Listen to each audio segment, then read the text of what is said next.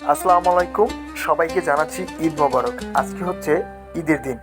আজকে আমরা খুব তাড়াহুড়ো করে ঈদের নামাজ পড়বো যে ঈদগাহে, জাতীয় ঈদগাহ মাঠে। এই জন্য আমরা খুব সকাল সকাল খুব তাড়াহুড়ো করে বেরিয়েছি। আসার সময় খানিকটা বিলম্বনায় পড়েছি, কারণ এত সকালে অটো পাওয়া যাচ্ছে না। গেটে ঢোকার সময় দেখি এক বড় এক লম্বা লাইন। এই লম্বা লাইন আমরা কিভাবে অতিক্রম করব সেই চিন্তায় আমরা বাঁচি না। তারপরে কিছুক্ষণ পরে লাইনে দাঁড়ালাম। লাইনে দাঁড়ার পরে আমরা আস্তে আস্তে করে লাইন অতিক্রম করার পর আমরা ভিতরে প্রবেশ করলাম। তারপরে ইতিমধ্যে আমরা মাঠের মধ্যে আছি, আপনারা দেখতেছেন। আমি এবং আমার আঙ্কেল, উনি অবশ্য হাই জানিয়েছে। তারপরে আমরা চলে গেলাম। সাধারণ মানুষ যেখান থেকে নামাজ পড়বে আমরা সেই জায়গায় বসলাম। সেই জায়গায় বসার পর প্রশাসন কিছুক্ষণ পরে বললো যে আপনারা সামনে চলেছেন। এভাবে করে 3 ধাপে আমরা একবারে চলে গেলাম সামনে যাওয়ার পর কিছুক্ষণ পরে প্রধান উপদেষ্টা চলে আসলেন।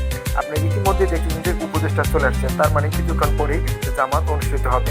ঠিক 8:30 বাজে জামাত অনুষ্ঠিত হবে।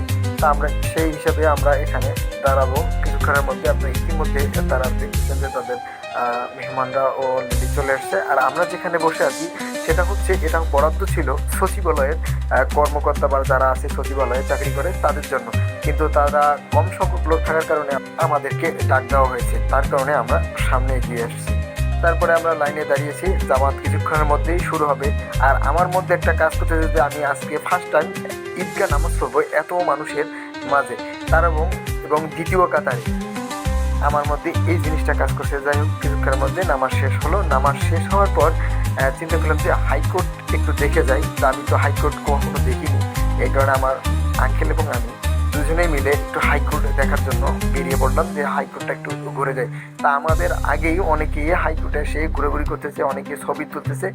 আসলে অনেক সুন্দর একটা আমাদের যে হাইকোর্ট, সেইখানে মানুষ অনেকভাবে সুন্দরভাবে ঘুরতেছে, যে দেখতেছে। আমিও আমার ফার্স্ট টাইম যে হাইকোর্টটা দেখতেছি।